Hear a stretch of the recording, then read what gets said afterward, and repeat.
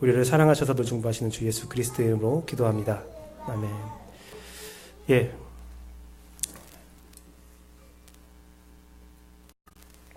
오늘은 사도행전 11장 19절에서 30절 말씀, 그리스도인이란 말씀으로 함께 말씀을 살펴보도록 하겠습니다. 제가 회사를 다니고 있는 것은 다들 알고 계시잖아요. 이제 회사에서 무엇을 하고 있냐면 그 동영상을 컨텐츠를 만들어요. 컨텐츠를 만들고 그리고 끝나는 것이 아니라 컨텐츠를 팔아야 되잖아요. 예, 많은 사람들이 클릭할 수 있는 것들을 해야 되는데 최근에는 또 쇼핑몰에 좀 손을 댔어요. 저희가 쇼핑몰에 손을 대서 여기서 광고를 할 수 없고요. 그냥 농산물 같은 것들을 파는 쇼핑몰을 지금 만들고 있어요. 제작하면서 어떻게 차별화를 둘까 막 고민을 했거든요. 그래서 마케팅 공부를 좀 했어요. 마케팅 공부를 하니까 마케팅의 궁극적인 목적은 그 니즈를 찾아내서 만족시키는 것이라고 하더라고요. 이렇게 니즈를 찾아서 소비자의 원하는 것, 그 니즈. 니즈는 소비자가 느끼고 있는 확실한 욕구도 있고 막연한 욕구도 있다고 하더라고요. 그리고 또 어떤 문제점의 인식이라고도 한다고 합니다. 그런데 이 니즈를 느끼는 고객도 있고 전혀 느끼지 못하는 고객도 있대요. 그래서 그들이 느끼지 못하는 니즈를 발굴하게 하고 찾아내게 하는 것도 마케팅의 일원이라고 합니다. 그래서 저희가 건강식품 같은 이제 홈페이지를 만들면서 어떤 걸 했냐면 건강식품은 다 어르신들이 찾는다고 생각하잖아요. 제가 이제 분석하고 제가 이제 연구를 한 결과 끝내 구매층은 젊은이들이 구매를 한단 말이에요. 부모님들 선물로.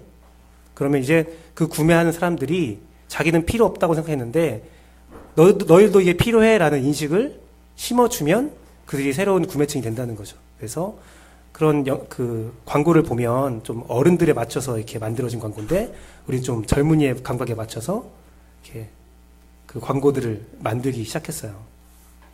그게 바로 그 니즈를 공략하는 건데 니즈를 공략하는 것은 두 가지 방법이 또 있대요. 뭐냐면 집중적으로 야 이게 필요해 어떤 물건을 만들고 이것은 너에게 필요한 거야 라고 공격적인 마케팅을 선호해 왔어요. 지금까지는. 그런데 작년부터 이런 직접적이고 좀 확실한 방법보다는 좀 감접적이고 부드러운 개입을 선호하기 시작했습니다. 그것을 말한 사람이 바로 이 리차드 탈러라는 사람인데요.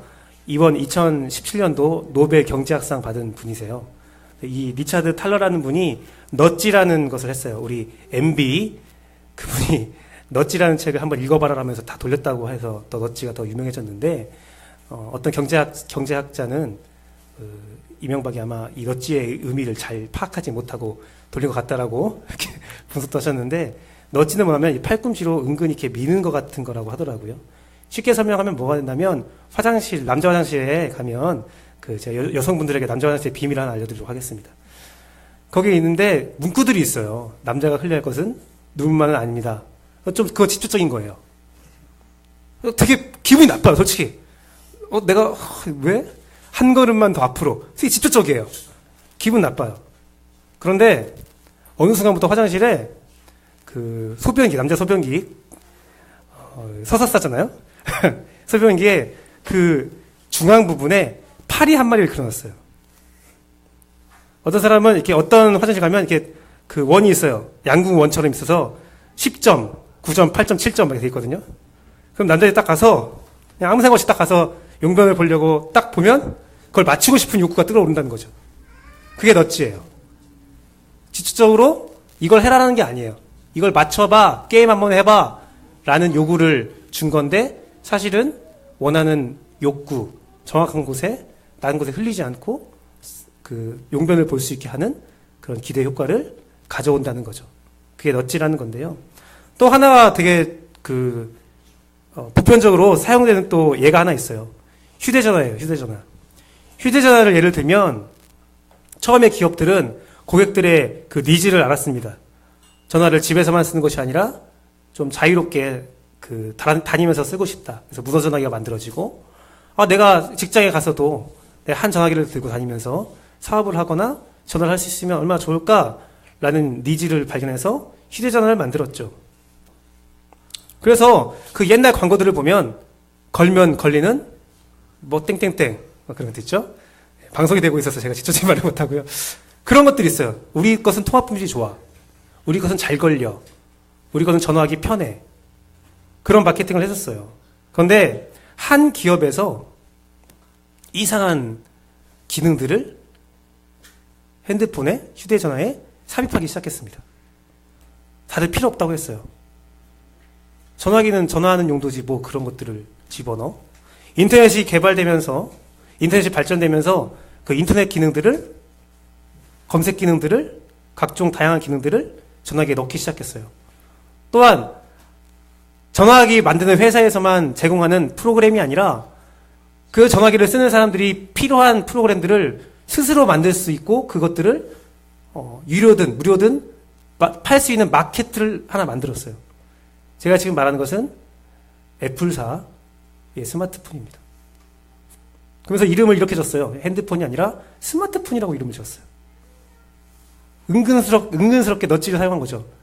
야, 이것을 쓰는 사람도 스마트해지는 거야 라는 이상한 가치를 부여했어요. 새로운 기능을 부여했어요. 많은 기업들은 휴대폰에는 그런 기능이 필요 없어 라고 생각했는데 전혀 니즈를 원하지 않았고 느끼지 않았는데 그 니즈를 삽입하고 그 니즈를 판매하는 방법으로 이것을 사야 너희가 스마트해 라는 생각을 심어넣습니다. 그러자 그것이 히트가 친 거예요. 히트를 쳐서 그 시장이 엄청나게 발전되었죠. 지금 핸드폰에 전화만 됩니다 라고 말하면 사지 않죠. 걸려면 걸립니다. 이건 통합 품질이 아주 좋습니다.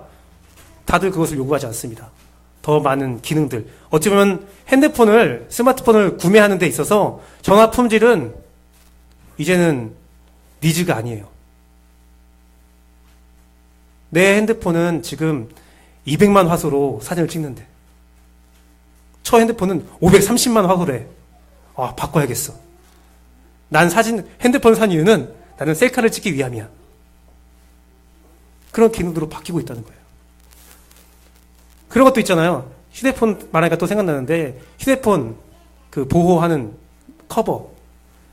보호의 목적이 있었고 휴대하기 편한 게 목적이 있었어요.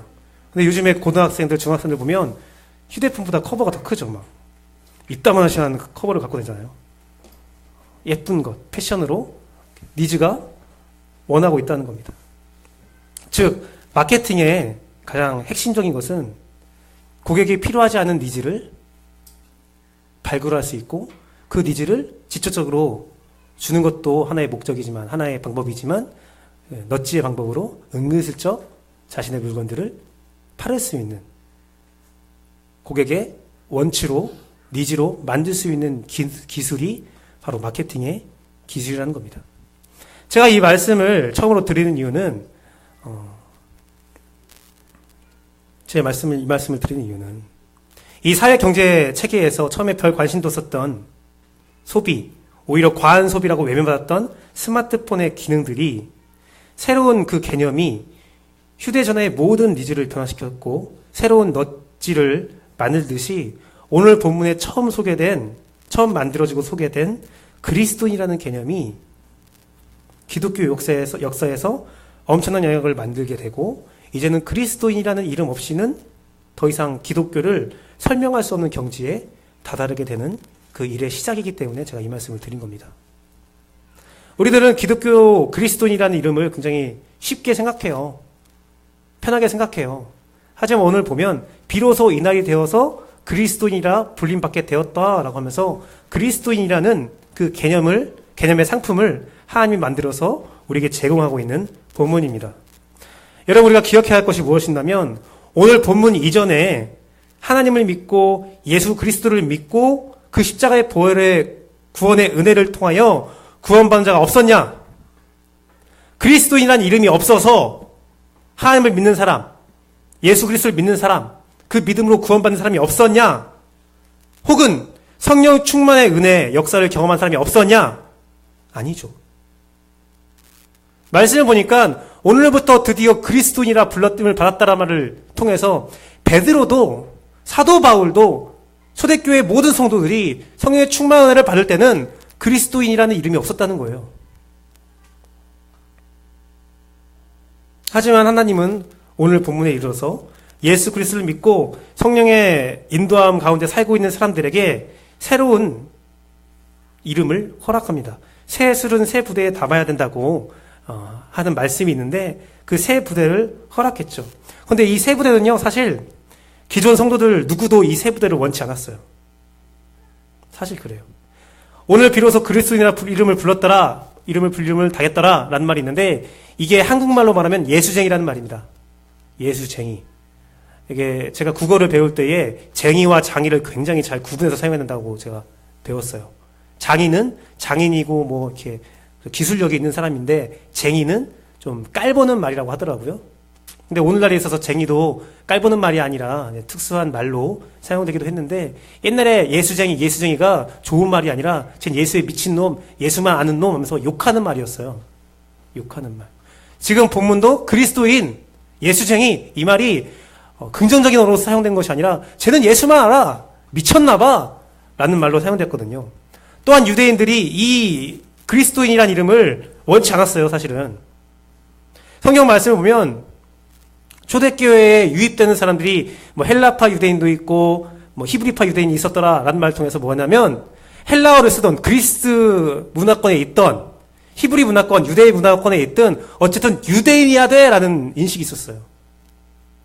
예수님 믿는 사람이면 유대인이어야 돼, 율법 안에 남아있어야 돼 라는 말이었다고요. 이 놀라운, 전혀 불필요했는데 불편함을 느끼지 못했는데 하나님은 그리스도인이라는 그 상품, 그것을 생산하셨고 그 결과를 가져오신 것을 살펴보면서 우리가 이 그리스도인이 도대체 무엇이길래 라는 생각을 가지길 원합니다. 본문을 보면 스데반이 죽은 이후에 환란이 있어서 흩어진 자들이 베니게와 구브로를 지나 안디옥에 이르렀다라는 말이 있습니다. 저 밑에 있는 것이 예루살렘인데요. 예루살렘에서 베니게 지역과 구브로, 저 섬이 구브로거든요. 구브로 지역을 떠나서 수리아, 지금 시리아 지역에 있는 안디옥에 이르렀다. 그런데 그 안디옥까지는 터키로 지금 오늘날 터키거든요. 그러니까 이스라엘에서 터키까지 갔다는 거예요. 이르면서 어떻게 기록되어 있냐면 그들이 유대인들에게 말씀을 전했다라고 기록되어 있어요. 이방 땅에 가서 유대인들을 찾아서 유대인들에게만 예수 그리스도를 전했다라는 거예요. 그런데 이 그 기록된 것들이 안디옥까지 가면서 우리가 생각하는 것을 환란에서 도망갔다라고 우리가 많이 해석을 하거든요. 근데 제가 전에 말씀드렸듯이 안디옥에 간 것은, 또한 이 지역에 간 것은 도망간 것도, 그 환란을 피한 것도 있지만 무조건 도피가 아니라고 제가 말씀드렸죠. 안디옥이라는 도시는 동방의 여왕이라는 도시였어요. 지금은 보잘것없는 하나의 지방에 있는 도시로 여겨지지만 그 당시에는 이 안디옥이라는 위치가 보시면 알겠지만 로마, 그리스에서 넘어올 때 이 중동 지역, 아프리카 지역으로 가는 지역에 길목에 있었어요. 그래서 안디옥에 동방 그 여왕이라는 그 나라를 만들어서, 그런 도시를 계획적으로 만들어서 로마 시대에서 중앙아시아의 행정수도로 사용했던 도시입니다. 많은 이방인들과 많은 사람들이 왕래하던 아주 대도시였다는 거죠. 즉 유대인들은 환란을 받았을 때에 그냥 흩어지고 도망간 것이 아니라 전략적으로 우리가 하나님의 말씀을 더욱더 널리 전파하기 위해서는 어떤 곳을 가야 돼? 계산을 하고 안디옥이라는 행정수도로 가서 여기서 본격적으로 우리 예수 그리스도의 말씀을 번창시켜보자 라는 계획으로 이 땅에 온 것이죠. 그런데 그러한 번창시켜보자라는 그 마음과 다르게 어떻게 했어요? 유대인에게만 말씀을 전했어요. 왜? 예수 그리스도의 말씀은 유대인만 들어야 되니까. 유대인만 들어야 되니까. 사실 초대교회에 모인 사람들은 뭐였냐면요, 그 세계 각지에서 모인 유대인들이었어요. 제가 저번에 사도행전 말씀을 강의하면서 그런 말씀을 드렸어요. 6월절 내에 많은 세계 각지에 있던 유대인들이 예루살렘에 모여서 그 절기, 자신의 절기를 지킬 때 예수 그리스도의 십자가에 죽음이 있었고 부활이 있었고 그 십자가의 죽음과 부활의 설교를 들은 세계 각지에 모인 유대인들이 그냥 정착하면서 더 예수님의 말씀을 배우고 싶어서 배우기 시작했다. 난민들이 되었다. 그래서 그들의 필요를 충족시키기 위해서 많은 사람들이 제사를 나눌 수밖에 없는 그런 일이 있었고, 그 무리들이 몇천 명, 몇만 명이 함께 모여서 무리지어서 예수 그리스도를 배우는 일이 있었다라고 제가 말씀을 드렸죠. 그들이 집에 들어가지 않는 거예요. 자신의 생업을 다 포기하고 자기가 살 곳을 다 포기하고 그 자리에 모여 있었던 거예요. 그런데 충분히 배우고 역사가 일어날 때쯤 되니까 스데반의 죽음의 때가 된 거죠. 환란으로 해서 무너진 게 아니라 하나님 보시기에 적절한 때가 되었다. 이제 때가 되었어. 이제가 너희가 각자의 처소로 돌아가서 그 전 세계로 돌아가서 그 세계에서 너희가 배웠던 것들을 가르치고 전하고 해야 돼. 라는 시기가 되어서 환란이 왔고 적절한 시기에 환란으로 인하여 사람들이 각자의 처소로 돌아가는 그런 일을 우리가 오늘 보고 있는 거거든요. 근데 물론 자기의 처소로 돌아간 사람도 있었지만 오늘 본문을 보니까 자신의 터전을 버리고 복음의 전도자로서 삶을 선택한 사람도 있었어요. 그래서 이 베게네와 구브르 지역을 지나서 안디옥에 이르렀을 때에 어떤 사람이 있었어요? 구르네 사람들이 있었다는 말이 있어요. 구르네 사람. 그리고 구브르 사람도 있었다는 말이 있었어요. 이 말이 뭐냐면 전도가 되고 구브르 사람들이 전도가 됐잖아요. 전도된 사람이 자기의 섬을 떠나서 나 너희 따라가서 안디옥에 가서 그 동방의 여왕이라는 그 행정 수도에 가서 말씀을 전한다고 나도 그 일에 같이 동참하고 싶어 하고 따라온 사람이에요. 구레네 사람은 아프리카에 있는 지역이라고 했잖아요. 아프리카에서 예루살렘에 온 사람이 예수 그리스도의 복음을 듣고 나 복음 전도자로 살고 싶어 해서 자신의 고향과 반대쪽인 남쪽으로 올라갔다는 거예요. 근데 그 사람들이 특이한 일을 합니다. 어떤 일을 하냐면 유대인이 아닌 이방인에게도 예수 그리스도를 전했다. 이것은 굉장히 큰 문제가 있는 일이었어요. 왜 그러냐면 예수님은 메시아, 구원자거든요. 하나님이 창조한 이 땅 가운데 죄악이 들어와서 죄악이 만연해서 이 모든 사람들이 하나님의 심판 가운데 있을 때에 그 심판 가운데 있는 사람들을 구원할 한 사람, 예수 그리스도, 그 메시아거든요. 그 메시아 사상은 유대 교회만 있던 전통이었어요. 유대 교회 전통을 알고 있는 사람만이 예수 그리스도를 통해서 구원받을 수 있어. 유대의 율법을 지킨 사람이 예수 그리스도를 통해서 구원받을 수 있어가 지금 그들의 기본 생각이었어요.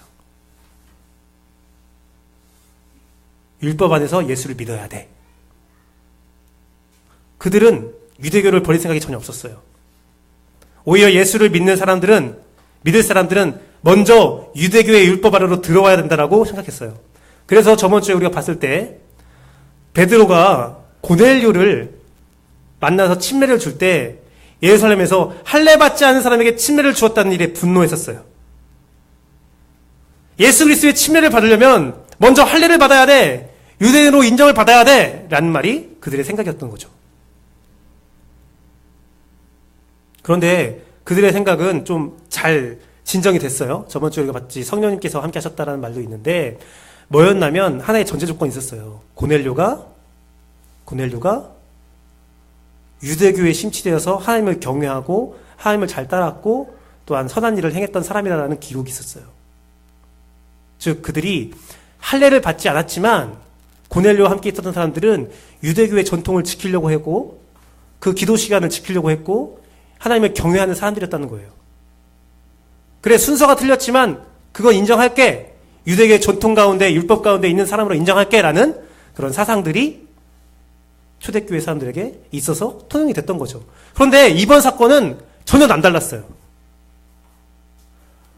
그 멍청한 구브로 사람과 구레네 사람이 전달한 이방인들은 유대교를 전혀 알지 못하는 사람이었어요.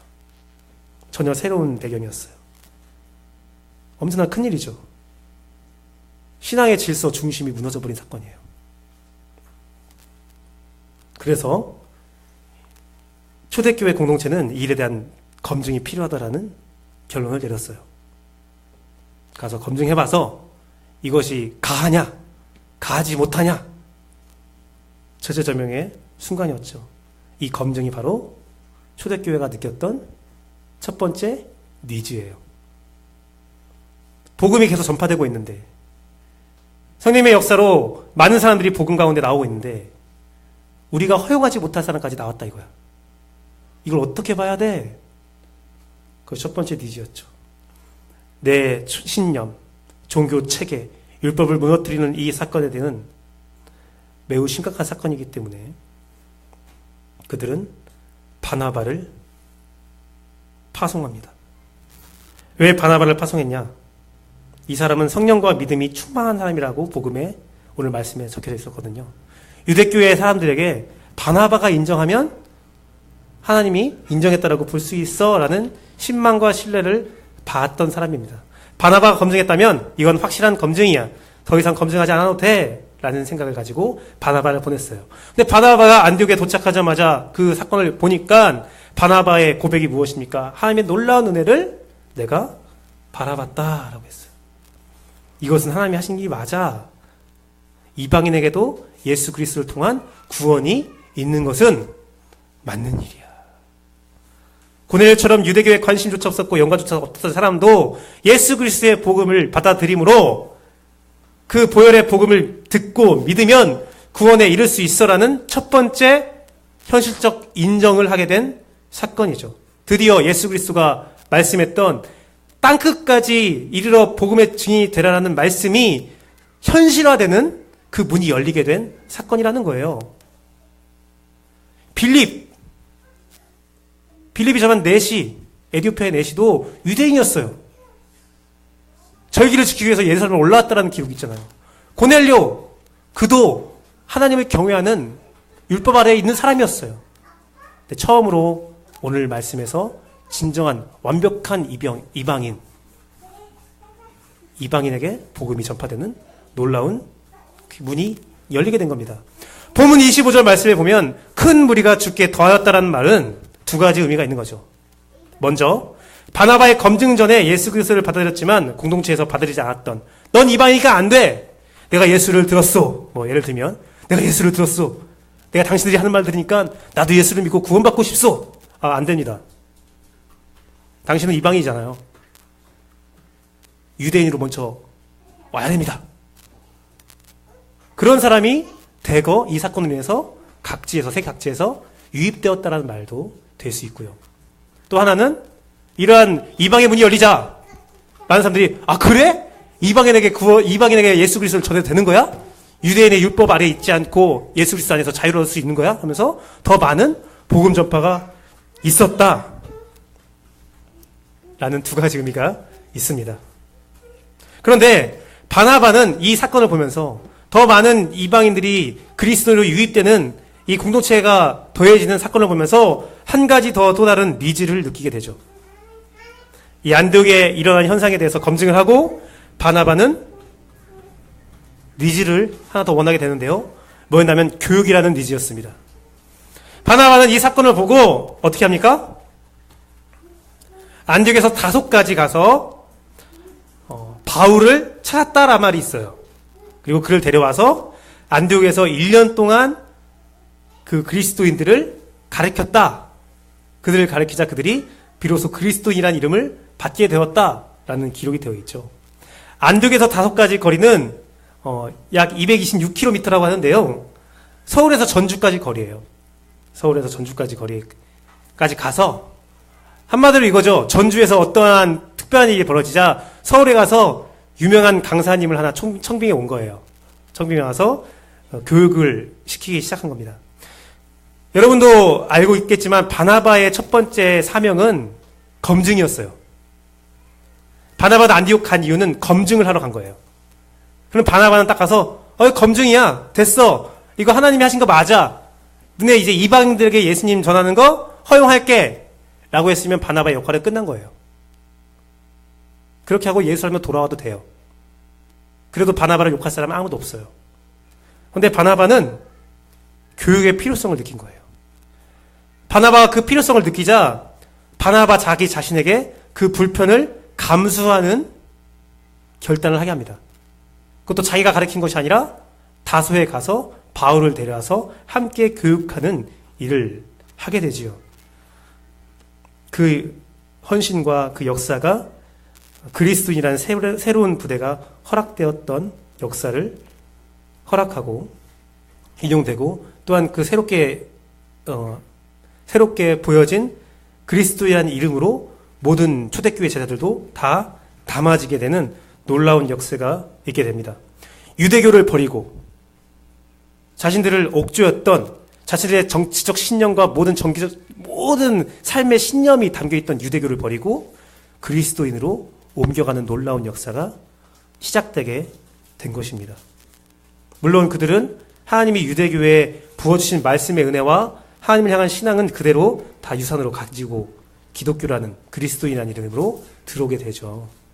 마치 개신교가 종교개혁을 통해서 새로운 질서와 바른 가치관으로 세워지듯이 유대교에서 비로소 그리스도교로 옮겨지게 되는 장면을 우리가 바라보고 있는 겁니다.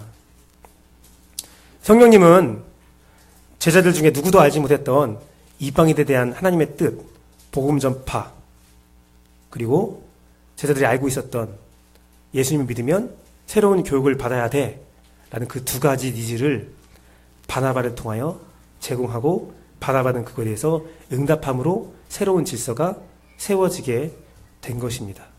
그런데 이 응답에는 한 가지 비밀이 있어요. 하나님이 그리스도에 대한 이름을 그 니즈를 만들어서 준 것도 있지만 그걸 받아들이는 바나바에게 한 가지 비밀이 숨어 있는데 그 비밀을 살펴보면 사랑과 공동체가 세워지는 성화되는 비결을 우리가 알아볼 수 있습니다. 오늘날 여러분들의 니즈가 무엇인지, 하나님이 여러분에게 주고 있는 니즈가 무엇인지를 좀 돌아보고 그것들을 내가 받아들일 수 있는 비결이 무엇인지를 배우는 시간이 됐으면 좋겠습니다. 그것은 무엇이냐면 안디옥에 있던 무리들이 예루살렘에서 온 바나바의 검증을 거부할 수 있는 자유가 있었어요. 그렇잖아요. 안디옥에서 열심히 복음 전파하고 있는데 소식이 들려오는 거예요. 야, 예루살렘에서 우리가 이방인에게 전도했던 것이 발각되어서 검증하러 검사가 온대. 기분 나쁘잖아요. 아, 우리 잘하고 있는데. 지들은 뭐 했다고. 그렇게 생각할 수 있잖아요. 그런데 그것을 받아들여요. 뿐만 아니라 예수에서 온 사람이 야, 이거 하나님 뜻이다 하면서 근데 교육이 필요해. 내가 바울이라는 사람 데려올게. 1년 동안 더 가르쳐요. 그러면 안디옥 사람들이 야, 왜 우리 떡밥을 다 회수해 가지? 우리가 다 만든 거 왜 제가 홀라당 다 까먹지? 그럴 수 있었어요. 쟤들이 우리에 대해서 알아? 우리와 함께한 사람이 아닌데 저 사람은? 바울은 또 뭐야? 이때 바울은 유명하지 않았거든요. 오히려 예수 그리스도를 믿는 사람을 죽이는 사람으로 더 유명했지. 그런 놈을 데려와? 그럴 수 있었어요. 그런데 그들은 그러지 않았어요. 바울과 바나바를 교육의 권위로 세우시고 다 양보했어요. 내 생각과 내 입장을 견고히 세우고 고수하는 것만이 공동체를 세우는 지혜와 힘이 아니에요. 공동체를 세울 때, 또 나 자신을 세워나갈 때 많은 사람들이 좋아하는 게 무엇이냐면 네 자신을 지켜라. 네 생각을 고수해라. 하나님이 너에게 주신 그 좋은 것이 있어. 그것을 꼭 지켜나가야 돼. 네 입장, 네 자리를 꼭 지켜야 돼. 제가 어떤 말도 들었냐면요. 개척하고 나서 3년 혹은 5년까지는 강대상을 절대로 남에게 주지 마 라는 말도 들었어요. 여러 가지 말이 있어요. 그런데 물론 그것이 공동체를 세우는 힘과 지혜가 되기도 합니다. 하지만 그것만이 힘과 지혜는 아니에요. 안디옥 교회 사람들이 바나바와 바울에게 자신이 가질 수 있는 모든 권리를 이양한 것, 그것이 끝내 안디옥 교회를 통해서 하나님께 역사하신 놀라운 사역의 비결인 거죠. 성령님은요, 적절한 때에 적절한 사람을 적절한 직책으로 적절한 자리에 위치하는 사역을 행하세요. 그것을 받아들이고 그것에 협력하고 그것을 이상하게 여기지 않는 겸손함이 필요합니다. 지난주 성경 공부를 하면서 단어에 대한 얘기를 좀 했었어요. 제가 1대1로 성경 공부를 가르친 애가 있었는데 겸손이 뭐냐라고 물으니까 막 설명을 하더라고요. 그래, 맞아, 좋은 말이야. 하지만 그건 인간적으로 맞아 라고 제가 말했어요. 그럼 사랑이 뭐라고 생각하냐? 사랑에 대해서 막 얘기하더라고요. 제가 말했어요. 그래, 맞아, 사랑 맞아, 정답 잘 말했다. 하지만 그건 인간적이야. 오래 참음이 뭐냐? 인내가 뭐냐? 계속 대답을 하는데 제가 똑같은 말을 했어요. 그래, 맞아, 네 말이 맞아, 좋은 말을 했어. 하지만 인간적이야. 그러자 그 친구의 대답이 점점 작아졌어요. 물어볼 때 하다가 나중에 끝내 이렇게 말하더라고요. 목사님, 목자라고 부르거든요. 목사님, 제가 이거에 대답을 해도 목자님이 그래 맞아, 하지만 인간적이야 라고 말하겠죠? 그래서 그 정답이 뭡니까? 라고 했어요. 겸손은 하나님을 인정하는 거야. 오래 참음도 하나님을 인정하는 거야. 사랑도 하나님을 인정하는 거야. 충성도 하나님을 인정하는 거야. 네가 하나님을 인정한다면 하나님 뜻에 맞는, 하나님 마음에 맞는, 하나님이 원하시는 행동과 말과 모든 일들을 행하게 될 거야. 내 사랑에, 내 오래 참음에, 내 겸손은 답을 내릴 수 있겠지만 진짜 하나님이 원하시는 답은 내가 먼저 하나님을 인정함으로써 그 일들을 행해가는 거야. 여러분 전공이 있고, 여러분 직장이 있고, 여러분 논리적인 사고들이 다 있어요. 부부 생활이 있고, 어떻게 해야 할지를 답을 다 알고 있어요. 그것은 인간적이에요. 하나님을 인정하는 것. 그게 우선시 돼야 돼요. 오늘 안디옥 교회 사람들은 그게 있었어요. 놀라운 일이 벌어졌어요. 이야! 우리가 새로운 일을 했어. 이방인에게 복음을 전파하기 우리가 청병이 됐어. 우리 거야. 우리의 노하우야. 전 세계 모든 교회는 안디옥 교회의 이방 전도법을 배워야 돼. 그게 아니죠. 하나님이 하신 거야. 그러니 하나님이 보내신 저 바나바에게 우리의 모든 권리를 이양할 수 있어. 왜? 하나님을 인정하니까. 하나님이 인정한 바나바가 데려온 바울 역시도 욕을 먹고 저 사람이 검증되지 않은 사람이지만 그 사람에게 모든 것을 양보할 수 있어. 하나님을 인정하는 거. 여러분, 바나바가 다른 스승들을 데려올 수 있었어요. 예루살렘에 가서 다른 제자들을, 다른 사도들을 데려올 수 있었어요. 근데 바나바는 바울을 데려와요. 왜요? 바나바도 하나님을 인정했기 때문에 그래요. 같이 말씀 읽어보겠습니다. 둘, 셋. 주께서 이르시되 가라, 이 사람은 내 이름을 이방인과 임금들과 이스라엘 자손들에게 전하기 위하여 택한 나의 그릇이다. 이것은 뭐냐면 바울이 사울일 때 눈을 멀고 쓰러져 있는 사울에게 그 아나니아라는 사람 맞죠? 아나니아를 보내서 걔 눈을 뜨게 하고 걔를 가르쳐줘 라는 말을 하나님께서 말씀하실 때 아나니아에게 했던 말이에요. 이게 저도 몰랐거든요, 묵상할 때. 근데 오늘 말씀 묵상하면서 새로운 비밀을 알게 됐어요. 주께서 이르시되 이 사람은 내 이름을 이방인과 임금들과 이스라엘 자손들에게 전하기 위해서 택한 나의 그릇이다. 말이 안 되는 거예요. 예수 그리스도의 이름은 유대인의 율법 안에서 전해야 되는데 이방인에게 전한다고? 이 말도 안 되는 일인데 내가 제대로 들은 거 맞아? 경상도 사투리로 말하면 똑띠 들은 거 맞아? 단디 들은 거 맞아? 어설프죠? 전라도 사투리는 뭐 맞냐? 하시는데 맞아? 하시는데 틀리다는 거예요. 전혀 이해가 안 되는 말이라는 거죠. 그 의미를 몰랐던 거예요. 이방인에게? 뭐지? 그런데 같이 그걸 들었던, 그 이야기를 들었던 바나바가 이방인에게? 그러고 있었는데 오늘 안디옥에 딱 가니까 이방인 사람들이 예수 믿고 구원받고 있는 거예요.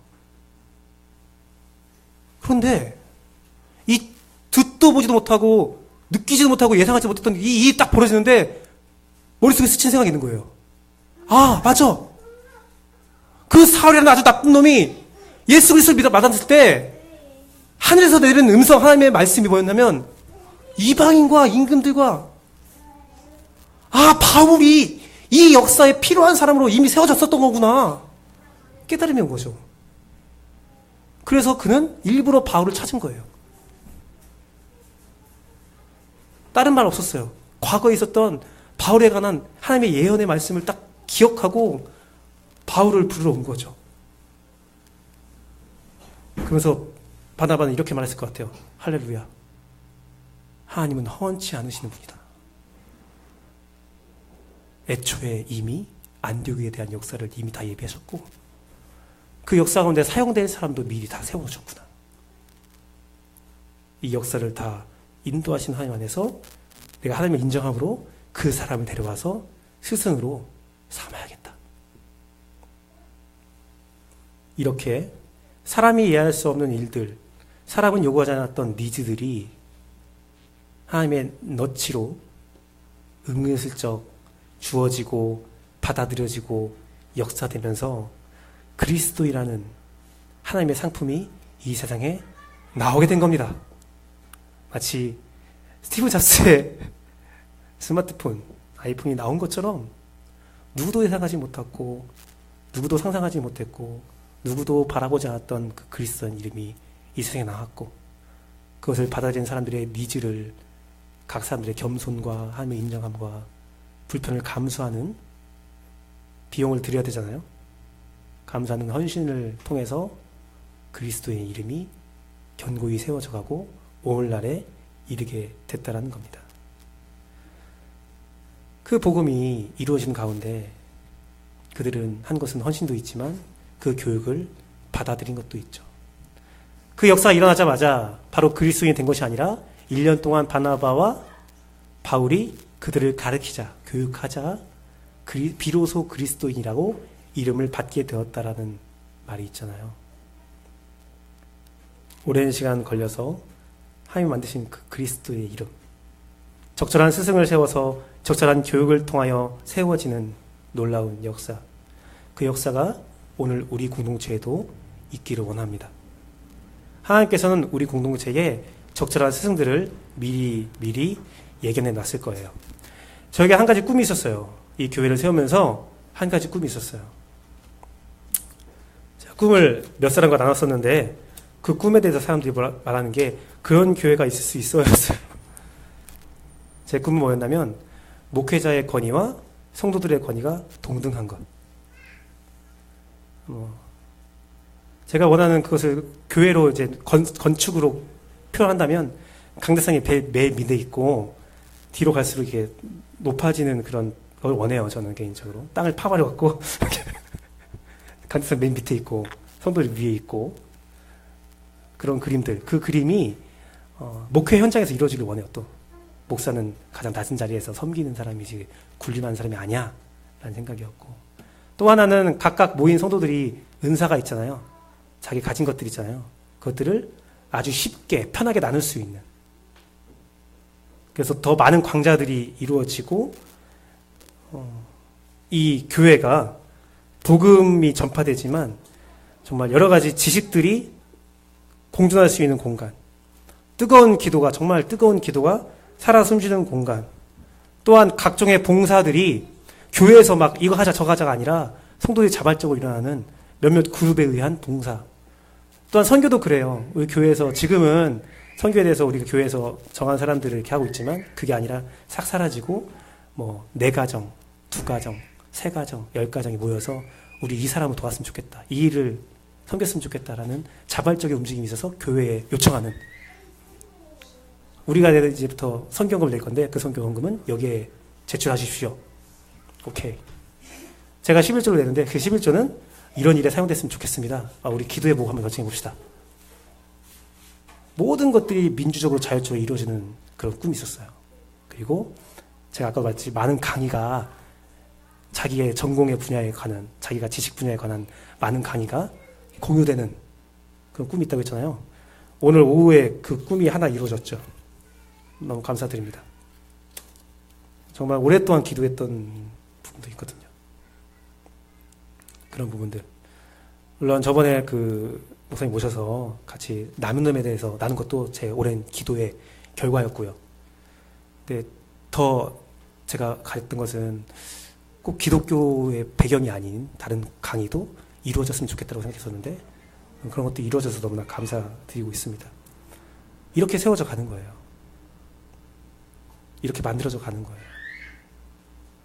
그 일을 통해서 역사심을 여러분이 느끼고 그 가운데 여러분이 성장해 갔으면 좋겠습니다. 그래서 우리의 권리를, 공동체의 권리를 포기하고 성령의 권리에 기꺼이 양보하는, 순종하는 역사들이 전 일어나기를 간구합니다. 마지막으로 이 말씀하고 정리하려고 하는데요. 그래요. 이렇게 세워진 그리스도인들이 어떤 일을 했냐라는 걸로 부연 설명으로 오늘 말씀은 맞춰지고 있습니다. 뜬금없이, 아주 뜬금없이 예루살렘에서 선지자들이 몇 명 도착했는데 그 중에 아가보라는 애가 기근이 있을 거야, 천하가 흉년이 들 거야 라는 예언을 했고, 그 예언에 그리스도인들이 각자의 힘대로 유대인 형제들을 돕기로 결심을 했다. 그래서 사울과 바울의 손을 통하여 예루살렘에 그 물질을 전달했다라는 말로 끝을 내고 있습니다. 끝을 내고 있어요. 이 삶에 대해서는 추수감사절 그 다음 주에 더 자세히 알아보겠는데, 우선 서론 먼저 오늘 마무리 짓고 얘기할 텐데요. 단순히요, 우리가 그리스도인으로 된다는 것이 끝나는 것이 아니라 그리스도인은 이렇게 행동해야 되라는 것이 보여지고 있는 거거든요. 예언이 왔어요.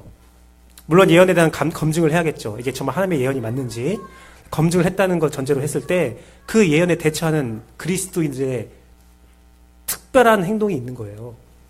여러분, 오늘날 우리에게 어떠한 예언이 왔어요. 대환란이 있을 겁니다. 근데 검증해보니까 그게 맞아요.